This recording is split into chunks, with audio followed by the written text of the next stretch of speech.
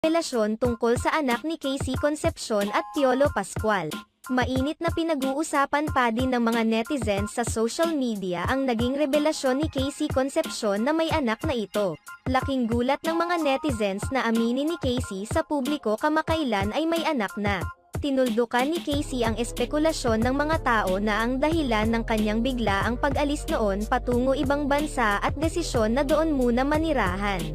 Matatandaan na noon pa napapabalita na buntis umano si Casey sa anak nila ni Piolo Pascual kaya ito nagdali-dali umalis sa Pinas para itago ang bata.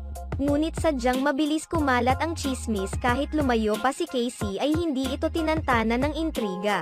Samantala dahil nga sa pag-amin ni Casey ay hindi pa rito natatapos ang issue dahil marami ang nagsasabi na hindi sila naniniwala na si Piolo ama ng bata tinutukoy ni Casey. Dahil bakit naman daw halos isang dekada na